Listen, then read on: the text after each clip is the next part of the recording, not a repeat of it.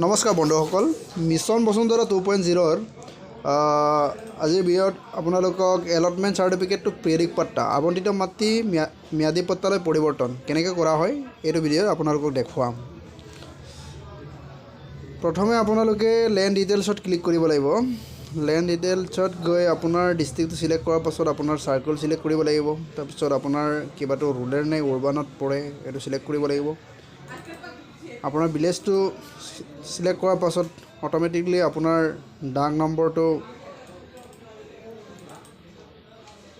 Click কৰিব লাগিব। আপুনি ডাক নম্বৰ কোনটো ডাক নম্বৰ হয় আপোনাৰ এইটো ক্লিক কৰাৰ লগে লগে আপোনাৰ মাটি কিমান আছে এইটো দেখুৱাব। তাৰপিছত আপোনাৰ এলটমেণ্ট চাৰ্টিফিকেট ডিটেইলছ তাতে আপোনাৰ অৰ্ডাৰ নাম এটা ডিস্ট্ৰিক্টৰ পৰা মানে অৰ্ডাৰ কপি আহে, অৰ্ডাৰ নম্বৰটো দিব লাগিব। তাৰপিছত অৰ্ডাৰ ডেটটো দিব লাগিব। ইয়াতে আপোনাৰ এৰিয়া এলটটো দিব লাগিব, বিঘা কঠা লেচা কিমান লেচা বা কিমান বিঘা আছে। তাৰপিছত ইউআৰ অৰিজিনেল এলটি চাৰ্টিফিকেট আছে নেকি এইটো সুধিছে, সেইটো আছে যদি আপুনি দিব, নাই যদি নিদিলে একো নাই।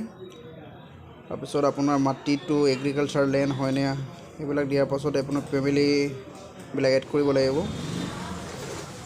ইয়াতে আপোনাৰ আপলোড কৰিব লাগিব লেণ্ড ডিটেইলছ, এলটমেণ্ট চাৰ্টিফিকেটটো লাগিব, up to date land revenue receipt, তাৰপিছত legal heir document if not যদি অৰিজিনেল নাই।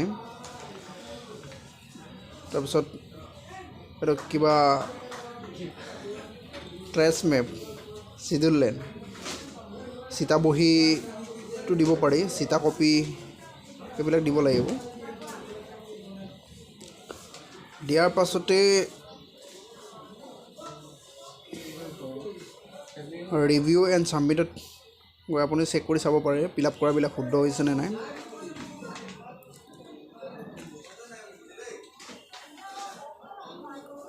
মোৰ নেটটো অলপ প্ৰব্লেম হৈ আছে, বহুত শ্ল'।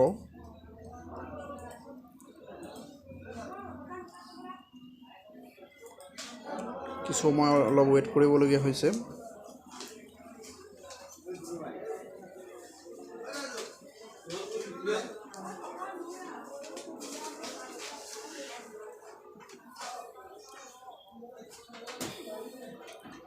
ইয়াতে আপোনাৰ আবেদন পৰ্যালোচনা, ইয়াতে জিলাৰ নাম চব আপুনি যিবিলাক ফিল আপ কৰিছে এইবিলাক আহি যাব। ইয়াত প্ৰিভিউ অপশ্যনত আবেদনকাৰীৰ নাম বাছনি কৰক, এইবিলাকত যিমান ফেমিলি মেম্বাৰ আছিলে এইটো নামবিলাক দিলোঁ। জইন মাটিত আছে এইটো, সেইকাৰণে জইন ফেমিলি দিলোঁ চব। তো দিয়াৰ পাছত আবণ্টনৰ প্ৰমাণপত্ৰৰ বিৱৰণ, তাৰপিছত ইয়াতে আপোনাৰ আপলোড কৰা নথিসমূহ হ'ল land details, legal heir document, trace map, allotment certificate, চিটা কপি। অলৰেডি শুদ্ধ হ'লে মানে আপুনি ছাবমিট দিব পৰা যায়। ছাবমিট দিয়াৰ পাছতে ইয়াতে ছাৰ্ভিচ চাৰ্জ 30 ৰুপিজ দেখাইছে। আৰু আপোনাৰ হিচাপত নাম্বাৰ অফ প্ৰিণ্টিং পেজটো দিব পাৰি।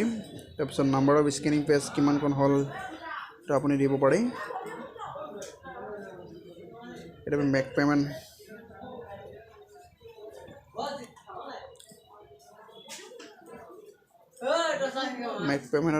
যোৱাৰ পাছত আপোনাৰ গভৰ্ণমেণ্ট ৰিচিপ্ট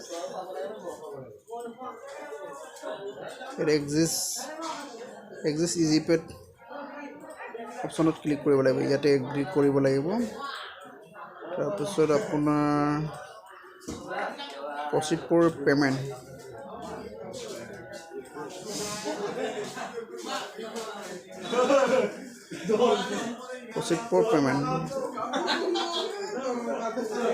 প্ৰচিড পে'মেণ্ট দিয়াৰ পাছত আপোনাৰ চাৰ্ভাৰটো অলপ শ্ল' হৈছে।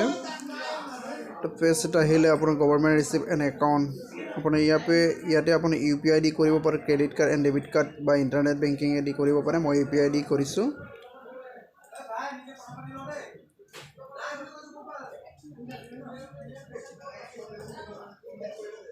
ইয়াত আপোনাৰ ভেৰিফিকেশ্যন কোড, কেপচা কোডটো দিব লাগিব।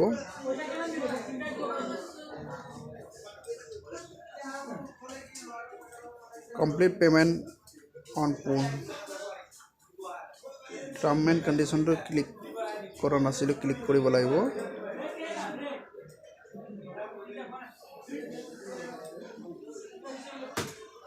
কমপ্লিট পে'মেণ্টত কিবা কৰাৰ লগে লগে আপুনি গুগল পে' দিছে যদি গুগল পে'ত কিবা আহিব ন'টিফিকেশ্যন আহি যাব মই গুগল পে' দিছোঁ গুগল পে'ৰ UPI ID দিছোঁ ইয়াতে মোৰ অলৰেডি মোবাইলত আহি গ'ল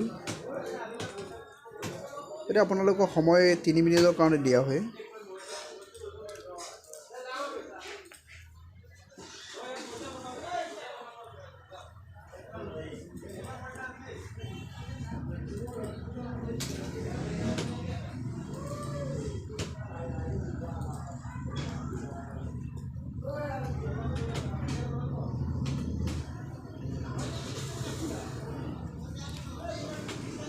অলপ টাইম লৈ আছে ইয়াতে আপোনাৰ এটা সাকসেস হৈ গ'ল